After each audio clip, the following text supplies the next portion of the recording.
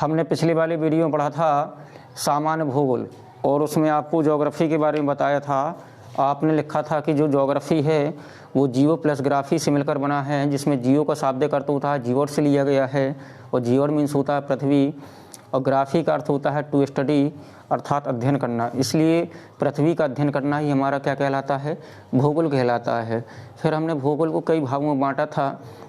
एक पढ़ना था हमें सामान्य भूगोल, दूसरा पढ़ना था हमें भौतिक भूगोल, तीसरा पढ़ना हमें आर्थिक भूगोल और चौथा हम पढ़ेंगे आपका क्षेत्रीय भूगोल। तो आज हम केवल पहला भूगोल पढ़ेंगे, उस भूगोल को हम कहते हैं सामान्य भूगोल। तो सामान्य भूगोल के अंतर्गत हमें 4 चैप्टरों का अध्ययन करना पड़ता है, लेकिन इसका जो पहला चैप्टर होगा वो आपका कहलाता है ब्रह्मांड। कौन सा कहलाता है? ब्रह्मांड कहलाता है। सबसे पहले ब्रह्मांड से यही प्रश्न आता है कि ब्रह्मांड का अध्ययन करना क्या कहलाता है। तो ब्रह्मांड का जो अध्ययन करना वो आपका कॉस्मोलॉजी कहलाता है। पहली चीज़ तो आप ये याद करेंगे कि ब्रह्मांड की आंतरिक संरचना या आंतरिक अध्ययन करना ही हमारा क्या कहलाता है, कॉस्मोलॉजी कहलाता है। पहला प्रश्न आपका ये बनता है।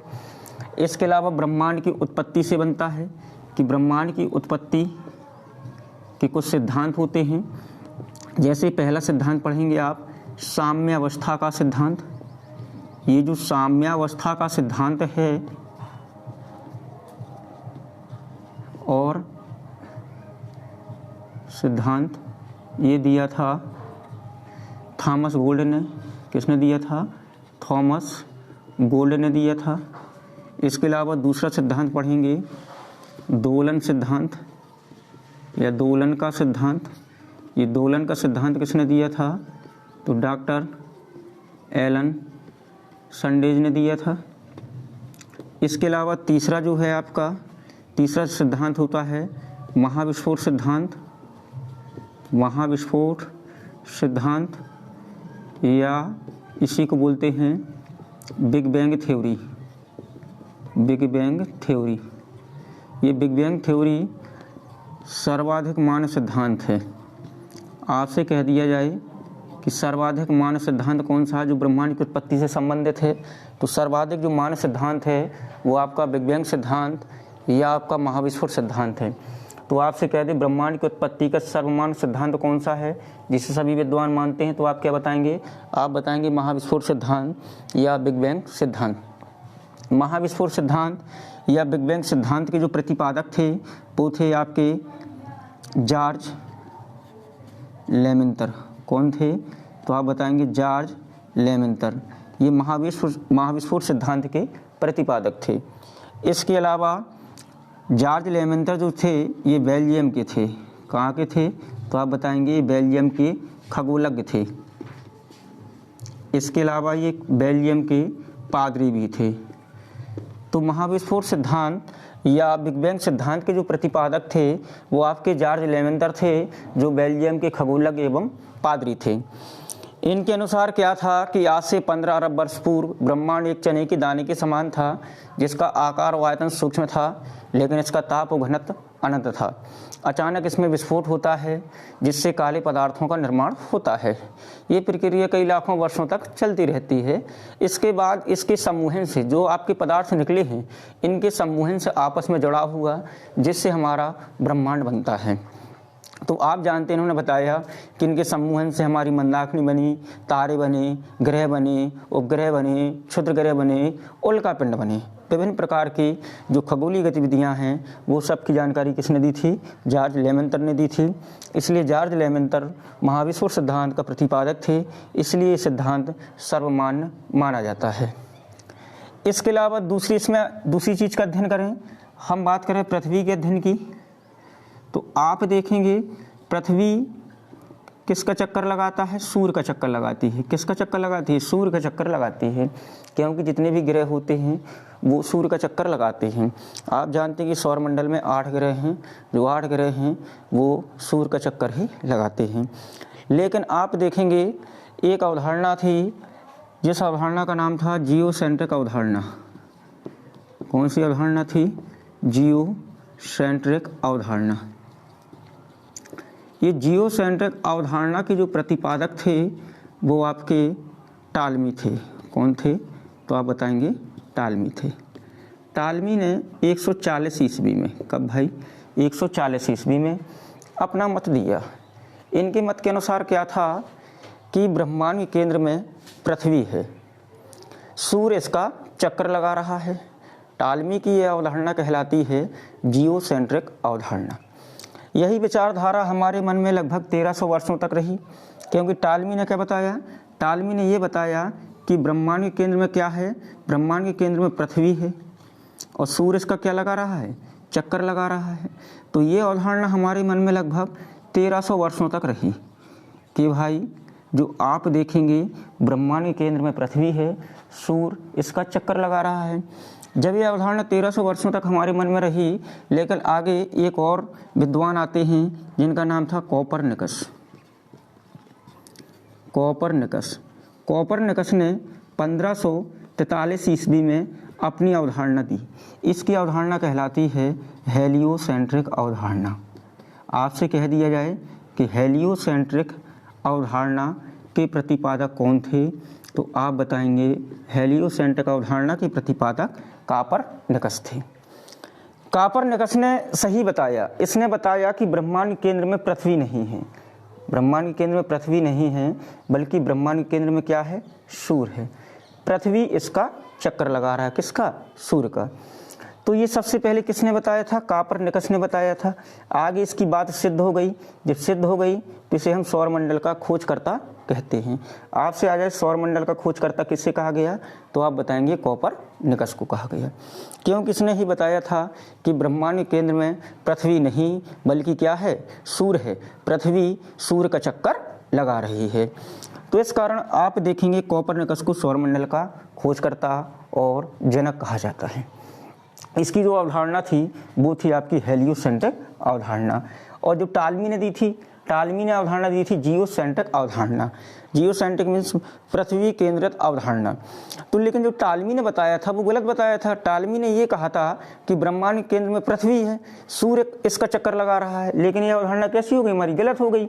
जबकि आगे चलकर कोपरनिकस आया। कोपरनिकस ने ये कहा कि ब्रह्मांड के केंद्र में पृथ्वी नहीं है बल्कि क्या है, सूर्य है और पृथ्वी सूर्य का चक्कर लगा रहा है। इस कारण कोपरनिकस को हम सौरमंडल का खोजकर्ता और सौरमंडल का जनक भी कहते हैं। तो इतना इसके बारे में अध्ययन करना था। अब इसके बाद जो अगला टॉपिक आता है वो आता है हमारा सौरमंडल का। यदि ब्रह्मांड की थोड़ी और चर्चा कर ले हम, आपसे कह दिया जाए कि ब्रह्मांड में कितनी मंदाकिनियां हैं, तो ब्रह्मांड में मंदाकिनियों की जो संख्या है वो है 10⁻11। कितनी मंदाकिनियां हैं ब्रह्मांड में, तो आप बताएंगे 10⁻11 मंदाकिनियां हैं। इसके अलावा प्रत्येक मंदाकिनी में 10⁻11 क्या हैं, तारे हैं। आपसे कह दे कि प्रत्येक मंदाकिनी में कितने तारे हैं, तो आप बताएंगे प्रत्येक मंदाकिनी में लगभग 10⁻11 तारे हैं। और पूरे ब्रह्मांड में मंदाकिनियों की बात कर लेगा तो 10⁻11 क्या हैं, मंदाकिनियां हैं। ठीक है। इसके बाद आपसे कह दे कि ब्रह्मांड में सर्वाधिक मात्रा में कौन सा तत्व पाया जाता है, तो ब्रह्मांड में जो सर्वाधिक मात्रा में तत्व पाया जाता है वो H2O अर्थात जलवाष्प की प्रधानता है। आपसे कह दिया जाए कि ब्रह्मांड में सबसे ज़्यादा कौन सा तत्व है, तो आप बताएंगे जलवाष्प है। जबकि वायुमंडल में कौन सी गैस पाई जाती है, तो आप बताते हैं नाइट्रोजन है। ब्रह्मांड की बात करेगा तो क्या बताएंगे आप, जलवाष्प बताएंगे या H2O बताएंगे। ठीक है। इसके बाद हमें जो दूसरा चैप्टर पढ़ना पड़ता है, दूसरा चैप्टर हम ये पढ़ेंगे मंदाकिनी। कौन सा चैप्टर पढ़ेंगे, मंदाकिनी पढ़ेंगे। आप जानते हैं जो मंदाकिनियां हैं वो तारों का एक समूह होती हैं। क्या होती हैं, तारों का एक समूह होती हैं। तारों का एक ऐसा समूह होता है जो हमें धुंधला दिखाई देता है, उसे हम क्या कहते हैं, मंदाकिनी कहते हैं। इसके अलावा आप जानते हैं कि हमारी पृथ्वी की एक मंदाकिनी है जिसका नाम क्या है, आकाशगंगा या दुग्ध मेखला है। क्या है, आकाशगंगा या दुग्ध मेखला है। ठीक है। आकाशगंगा या दुग्ध मेखला को हम क्या कहते हैं, मिल्की वे, गैलेक्सी और इसे अन्य नामों से भी हम जानते हैं। इसके अलावा आप जानते हैं कि आकाशगंगा मंदाकिनी को सबसे पहले किसने देखा था, तो आकाशगंगा मंदाकिनी को सबसे पहले गैलीलियो ने देखा था। किसकी सहायता से देखा था, तो टेलीस्कोप की सहायता से देखा था। आगे इसमें अध्ययन करेंगे हम मंदाकिनियों का।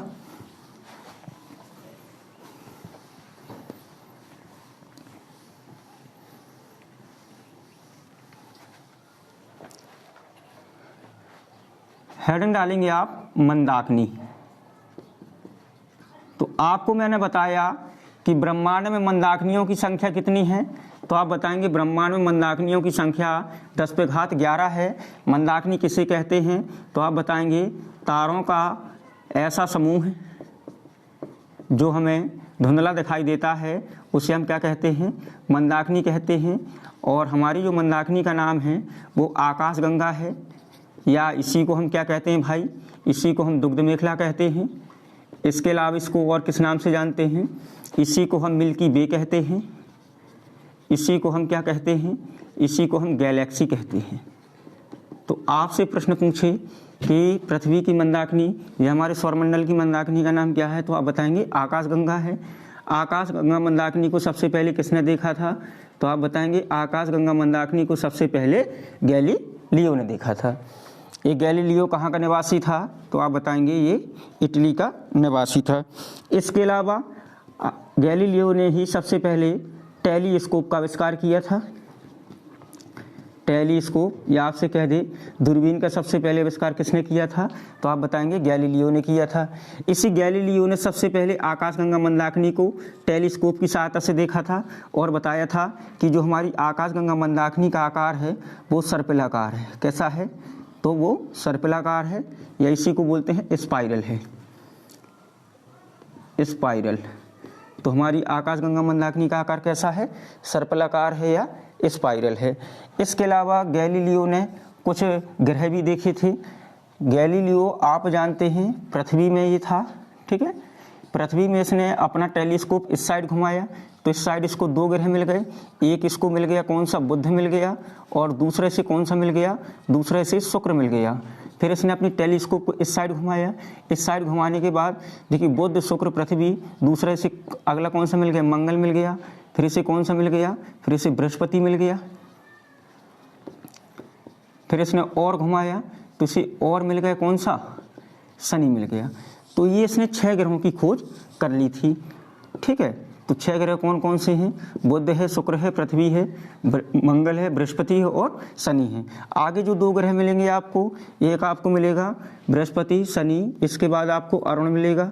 आप जानते अरुण ग्रह की खोज किसने की थी, तो आप बताएंगे विलियम हर्शेल ने की थी।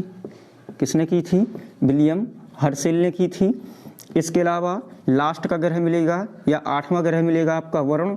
वरुण की खोज किसने की थी, तो आप बताएंगे इसकी खोज जोहान गाली ने की थी।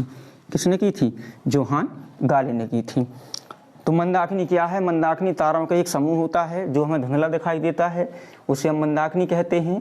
पृथ्वी की मंदाकिनी का नाम आकाशगंगा, दुग्ध मेखला, मिल्की वे या गैलेक्सी है। आकाशगंगा मंदाकिनी को सबसे पहले किसने देखा था दूरबीन की सहायता से, तो गैलीलियो ने। गैलीलियो कहाँ का निवासी था, तो आप बताएंगे ये इटली का निवासी था। किसकी सहायता से देखा था, तो टेलीस्कोप की सहायता से। और सबसे पहले टेलीस्कोप या दूरबीन की खोज किसने की थी, तो आप बताएंगे गैलीलियो ने की थी। इसके अलावा गैलीलियो ने बताया था कि हमारी आकाशगंगा मंदाकिनी का आकार कैसा है, सर्पिलाकार है या स्पाइरल है। इसके अलावा इसने कुछ ग्रहों की भी खोज की थी, ठीक है। इसके बाद आपका जो अगला इसी में चैप्टर में हम अध्ययन करेंगे वो पढ़ेंगे हम सौर मंडल। किसके बारे में पढ़ते हैं हम, सौर मंडल के बारे में पढ़ते हैं।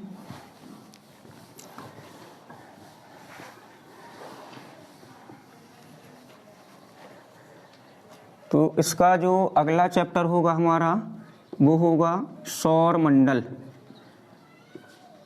सौर मंडल में हम सबसे पहले किसे पढ़ेंगे, तारों को पढ़ेंगे। किसको पढ़ेंगे, तारों को पढ़ेंगे। और तारों में आप सबसे पहले किसी को पढ़ेंगे, सूर्य को पढ़ेंगे। किसको पढ़ेंगे, सूर्य को पढ़ेंगे, क्योंकि सूर्य क्या है, एक तारा है।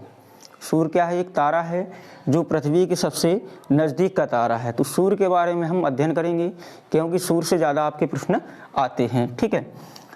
तो आप जानते हैं, आपसे कह दिया जाए कि पृथ्वी के सबसे नज़दीक का तारा कौन सा है, तो पृथ्वी के सबसे नज़दीक का तारा कौन है, सूर्य है, नज़दीक का तारा। इसके अलावा ये तो हो गया है। इसके अलावा आपसे कह दिया जाए पृथ्वी पर ऊर्जा का सबसे बड़ा स्रोत क्या है, तो पृथ्वी पर ऊर्जा का सबसे बड़ा स्रोत क्या है, तो सूर्य है। इसके अलावा सूर्य क्या है, सूर्य सौर मंडल का प्रधान है या जनक कहा जाता है, ठीक। तो इसके सूर्य के बारे में इतना पढ़ना पड़ता है। इसके अलावा कह दिया जाए, अब सूर्य के बारे में थोड़ा अध्ययन कर ले हम। ये हमारा सूर्य है, ये क्या है, सूर्य है हमारा, ठीक। अब सूर्य का जो केंद्रीय भाग होता है, ये सूर्य का केंद्रीय भाग है, तो सूर्य के केंद्रीय भाग को हम क्या कहते हैं, क्रोड कहते हैं। क्या कहते हैं, क्रोड या कोर कहते हैं, ठीक। इसका जो तापमान होता है वो 1.5 × 10⁻7 क्या होता है, डिग्री सेल्सियस होता है। सूर्य के केंद्र का ताप कितना होता है, 1.5 × 10⁻7 डिग्री सेल्सियस होता है, ठीक, डिग्री सेल्सियस होता है। इसके अलावा सूर्य का वह भाग जो हम आँखों से देख पाते हैं, सूर्य का वह भाग, या पूछ लिया जाए कि सूर्य की प्रदीप्तिमान सतह का तापमान कितना होता है, तो सूर्य का जो भाग हम आँखों से देखते हैं इसको हम कहते हैं प्रकाश मंडल। क्या कहते हैं, प्रकाश मंडल कहते हैं। इसी को इंग्लिश में कहते हैं फोटोस्फीयर। फोटोस्फीयर। पूछ लिया जाए इसका तापमान कितना होता है, तो आप बताएंगे 6000 डिग्री सेल्सियस होता है, ठीक है। या आपसे कह दिया जाए कि सूर्य की प्रदीप्तिमान सतह का तापमान, प्रदीप्तिमान सतह का तापमान कितना होता है, तो सूर्य की प्रदीप्तिमान सतह का तापमान भी कितना होता है, 6000 डिग्री सेल्सियस, क्योंकि जो प्रकाश मंडल होता है इसी को हम प्रदीप्तिमान सतह भी कहते हैं। अगर वो केल्विन की बात करेगा तो केल्विन में आप बताएंगे 5800 केल्विन होता है। सूर्य के प्रकाश मंडल का तापमान कितना होता है, 5800 केल्विन। आप जानते हैं कभी कभी पूछ लेता है कि सूर्य ग्रहण के समय सूर्य का शेष दिखाई देने वाला भाग क्या कहलाता है, ये शेष भाग दिखाई दे रहा है, तो शेष भाग को हम क्या कहते हैं, तो शेष भाग को हम कहते हैं कोरोना। क्या कहते हैं, कोरोना कहते हैं। आपसे कह दिया जाए सूर्य के धब्बों, जो काले धब्बे वाले क्षेत्र होते हैं, सूर्य के अंदर जो काले धब्बे वाले क्षेत्र हैं, तो इन धब्बों का तापमान कितना होता है, तो आप बताएंगे जो धब्बों का तापमान होता है वो आपका 1500 डिग्री सेल्सियस होता है। कितना होता है, तो आप बताएंगे 1500 डिग्री सेल्सियस होता है। तो सूर्य का जो केंद्रीय भाग होता है उसे हम क्रोड कहते हैं या कोर कहते हैं। इसका तापमान 1.5 × 10⁻7 डिग्री सेल्सियस। सूर्य की प्रदीप्तिमान सतह या प्रकाश मंडल या फोटोस्फीयर का तापमान 6000 डिग्री सेल्सियस होता है। सूर्य की प्रदीप्तिमान सतह इसी को कहते हैं, इसका तापमान भी 6000 डिग्री सेल्सियस होता है। सूर्य के धब्बों का तापमान कितना होता है, 1500 डिग्री सेल्सियस होता है। सूर्य ग्रहण के समय सूर्य का शेष दिखाई देने वाला भाग क्या कहलाता है, तो आप बताएंगे ये कोरोना कहलाता है। इसका इतना अध्ययन करेंगे। इसके बाद सूर्य के अंदर कुछ गैसें पाई जाती हैं, तो उन गैसों का भी अध्ययन करेंगे हम। तो आप जानते हैं सूर्य में सबसे ज़्यादा किस गैस की प्रधानता है या तत्व की प्रधानता है, तो आप बताएंगे सूर्य के केंद्र में सर्वाधिक मात्रा में जो पाया जाता है वो आपका हाइड्रोजन पाया जाता है। ये सूर्य है आपका, तो सूर्य के केंद्र में सबसे ज़्यादा जो मात्रा में है वो कौन सा तत्व पाया जाता है, हाइड्रोजन। कितना पाया जाता है, तो आप बताएंगे 71% पाया जाता है। इसके अलावा दूसरी मात्रा में क्या पाया जाता है, हीलियम पाया जाता है। हीलियम कितना पाया जाता है, तो 26.5% पाया जाता है। इसके अलावा अन्य तत्व पाए जाते हैं। अन्य तत्व कितने पाए जाते हैं, 2.5% पाए जाते हैं। तो सूर्य के केंद्र में सर्वाधिक मात्रा में कौन सा तत्व पाया जाता है, हाइड्रोजन। आपसे कह दें हाइड्रोजन कितने प्रतिशत पाया जाता है, तो आप बताएंगे हाइड्रोजन जो पाया जाता है वो 71% पाया जाता है। आपसे कह दिया जाए कि सूर्य में हाइड्रोजन और हीलियम का अनुपात कितना है, तो हाइड्रोजन और हीलियम का जो अनुपात है वो 3:1 है। कितना है, 3:1 अनुपात हो जाएगा। तो ये हाइड्रोजन और हीलियम का अनुपात है। आपसे कह दिया जाए सूर्य की ऊर्जा का स्रोत क्या है, सूर्य को कहाँ से ऊर्जा मिलती है, तो सूर्य की ऊर्जा का स्रोत क्या है, नाभिकीय संलयन है। क्या है, नाभिकीय संलयन है। अर्थात हाइड्रोजन पाया जाता है तो 4 हाइड्रोजन परमाणु मिलकर एक हीलियम का निर्माण करते हैं। यह प्रक्रिया नाभिकीय संलयन कहलाती है। तो यहीं से सूर्य को ऊर्जा मिल जाती है। तो सूर्य की ऊर्जा का स्रोत क्या है, नाभिकीय संलयन है। इसके बाद और इसके बारे में यदि अध्ययन करें, आप जानते हैं पृथ्वी और सूर्य की जो बीच की दूरियों की बात कर लें हम, तो पृथ्वी और सूर्य की जो बीच की दूरी होती है, एक अधिकतम दूरी होती है, एक आपकी न्यूनतम दूरी होती है, एक आपकी औसत दूरी होती है। तो जैसे मान लिया जाए ये आपका सूर्य है, ये सूर्य है आपका, ये सूर्य है आपका, और ये आपकी मान लिया जाए पृथ्वी है। ये क्या है, आपकी पृथ्वी है। ठीक है, ये क्या है आपकी पृथ्वी है। तो यदि मान लिया जाए सूर्य पृथ्वी के बीच की जो आप देखेंगे औसत दूरी होती है, हम बात कर रहे हैं औसत दूरी की, सूर्य पृथ्वी के बीच की जो औसत दूरी होती है वो 14.98 करोड़ किलोमीटर होती है। कितनी होती है? 14.98 करोड़ किलोमीटर होती है। तो सूर्य पृथ्वी के बीच की दूरी कितनी हो गई? 14.98 करोड़ किलोमीटर हो गई। इसके अलावा सूर्य के प्रकाश को पृथ्वी तक पहुंचने में कितना समय लगता है? तो आप बताएंगे 8 मिनट 16 सेकंड का समय लगता है। कितना लगता है? 8 मिनट 16 सेकंड का समय लगता है सूर्य के प्रकाश को पृथ्वी तक पहुंचने में। 8 मिनट 16 सेकंड का समय लगता है। ठीक है, इसके बाद और इसके बारे में अध्ययन करें तो आप जानते हैं एक उपसौर की स्थिति होती है, एक अपसौर की स्थिति होती है। तो जैसे मान लिया जाए ये आपका सूर्य है, ये पृथ्वी बना दें हम, यहाँ पर हम पृथ्वी बना दें तो आप देखेंगे सूर्य पृथ्वी की जो न्यूनतम दूरी होती है, इस न्यूनतम दूरी को क्या कहते हैं? न्यूनतम दूरी। सूर्य पृथ्वी के जो बीच की न्यूनतम दूरी होती है वो आप लिखेंगे 14.70 करोड़ किलोमीटर होती है, करोड़ किलोमीटर होती है। जब सूर्य पृथ्वी के बीच की दूरी न्यूनतम होती है इसे हम कहते हैं उपसौर। क्या कहते हैं? उपसौर कहते हैं। और उपसौर की जो घटना बनती है वो आपको 3 जनवरी को दिखाई देती है। कब दिखाई देती है? 3 जनवरी को। सूर्य पृथ्वी के बीच की जो अधिकतम दूरी होती है, ये अधिकतम दूरी है। तो सूर्य पृथ्वी के बीच की दूरी जो अधिकतम दूरी होती है वो होती है 15.21 करोड़ किलोमीटर होती है। सूर्य पृथ्वी के बीच की जो अधिकतम दूरी होती है इस स्थिति को हम कहते हैं अपसौर। और अपसौर की स्थिति बनती है आपकी 4 जुलाई को बनती है। कब बनती है? तो 4 जुलाई को बनती है। लेकिन आपसे कह दे कि सूर्य पृथ्वी के बीच की औसत दूरी कितनी होती है, तो सूर्य पृथ्वी की जो बीच की औसत दूरी होती है वो 14.98 करोड़ किलोमीटर होती है। ये सूर्य पृथ्वी के बीच की औसत दूरी होती है, एवरेज। इसके अलावा आपसे कह दिया जाए कि सूर्य के बाद पृथ्वी का सबसे निकट का तारा है। निकट का तारा कौन सा है? क्योंकि आप जानते हैं कि पृथ्वी के सबसे नज़दीक का तारा कौन है? सूर्य है। लेकिन सूर्य के बाद पृथ्वी का सबसे नज़दीक का तारा, उसे बोलते हैं प्रॉक्सिमा या प्रॉक्सिमा सेंचुरी। प्रॉक्सिमा सेंचुरी है। ठीक, आपसे कह दिया जाए कि सौर मंडल का सबसे चमकीला तारा, सबसे चमकीला तारा कौन सा है?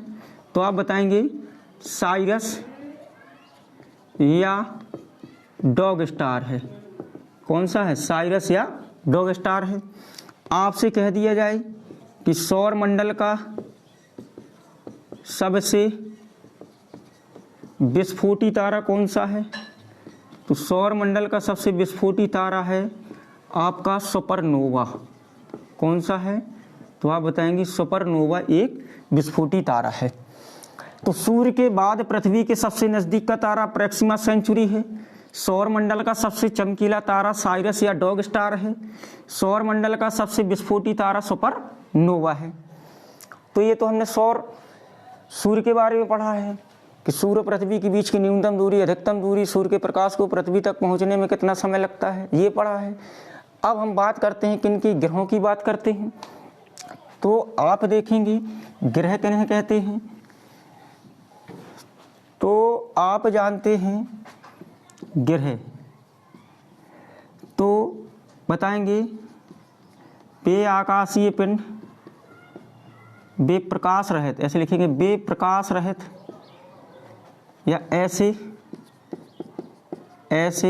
प्रकाश रहित आकाशीय पिंड, आकाशीय पिंड जो सूर्य का चक्कर एक निश्चित समय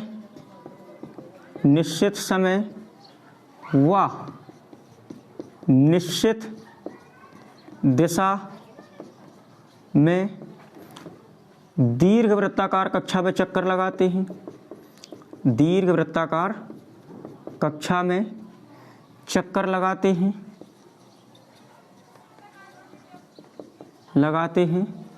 ग्रह कहलाते हैं। क्या कहलाते हैं? ग्रह कहलाते हैं।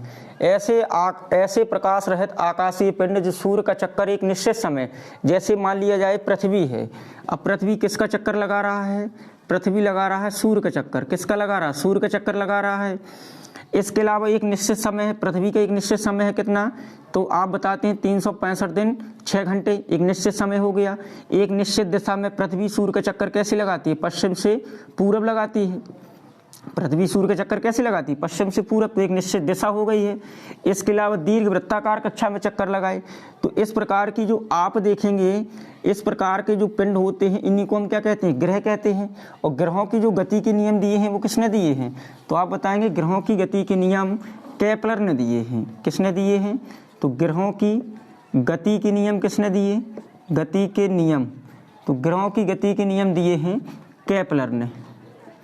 और गति के नियम की बात करेगा तो किसने दिए? गति के नियम आपके न्यूटन ने दिए। आपसे कह दे सौर मंडल में ग्रहों की संख्या कितनी है?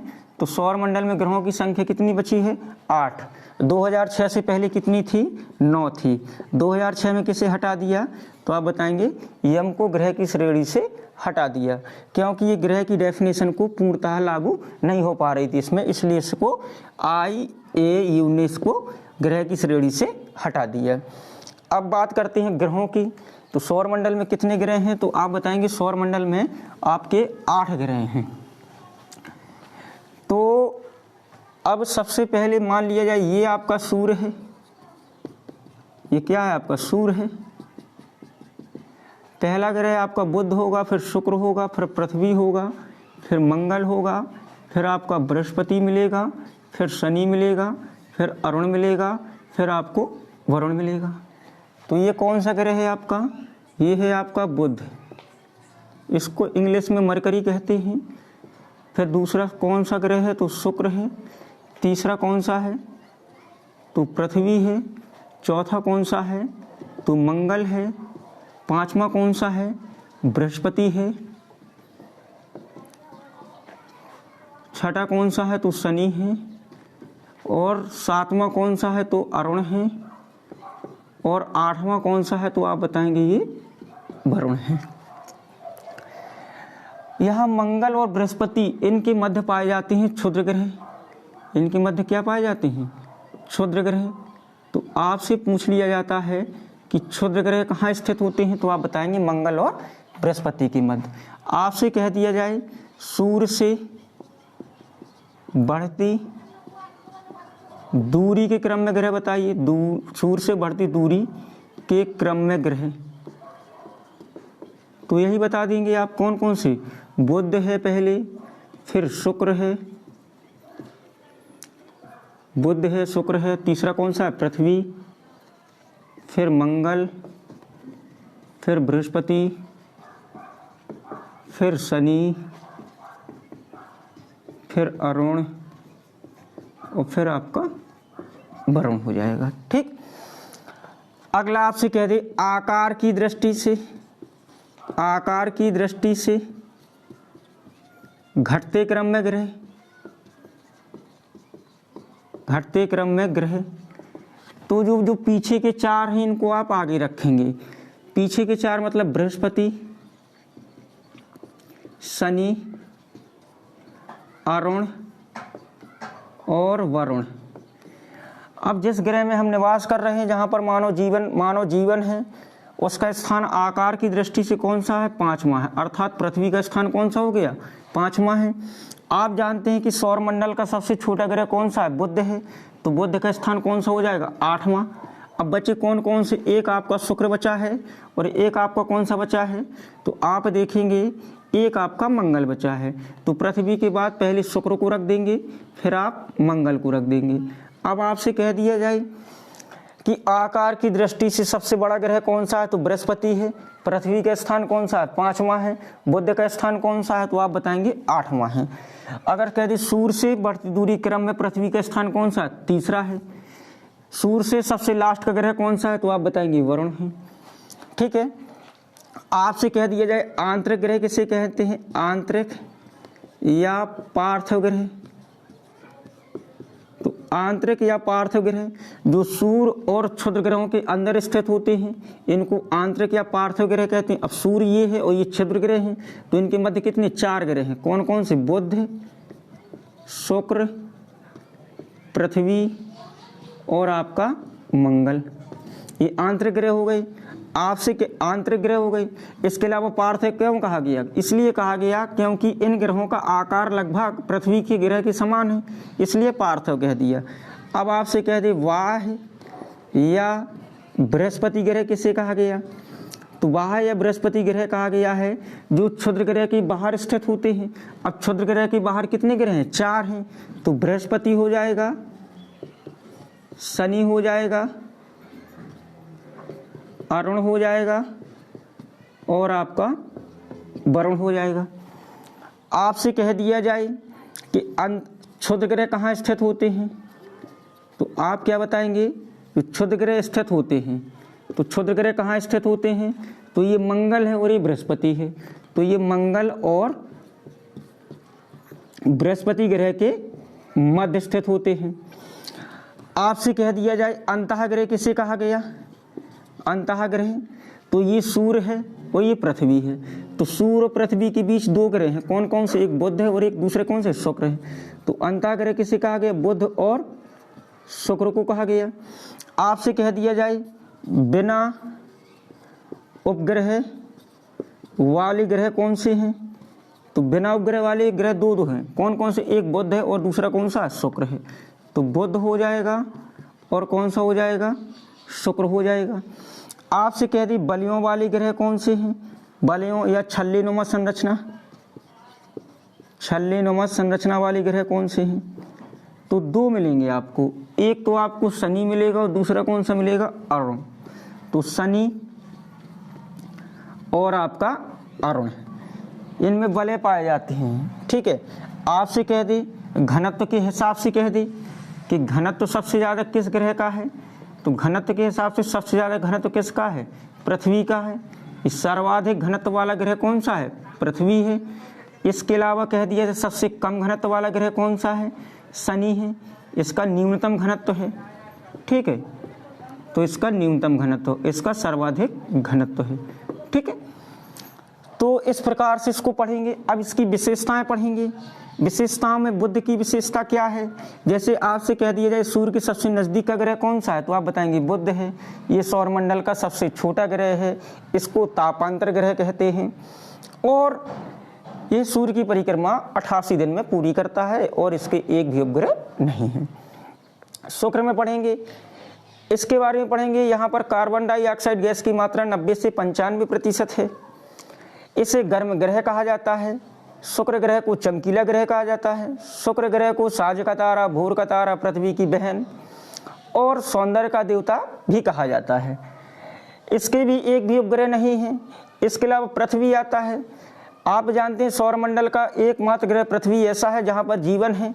जल की अधिकता के कारण इसे हम नीला ग्रह कहते हैं। यह आप देखेंगे इसका एकमात्र उपग्रह पृथ्वी का कौन सा है, चंद्रमा है। चंद्रमा को हम जीवाश्म ग्रह कहते हैं। मंगल की बात कर लें तो मंगल में आयरन ऑक्साइड गैस की प्रधानता है। इसकी सतह हमें लाल दिखाई देती है, इसलिए इसको हम लाल ग्रह भी कहते हैं। मंगल के 2 उपग्रह मिलेंगे आपको, एक मिलेगा आपको फोबोस और एक मिलेगा आपको डीमोस। तो मंगल के 2 उपग्रह हैं, फोबोस और डीमोस हैं।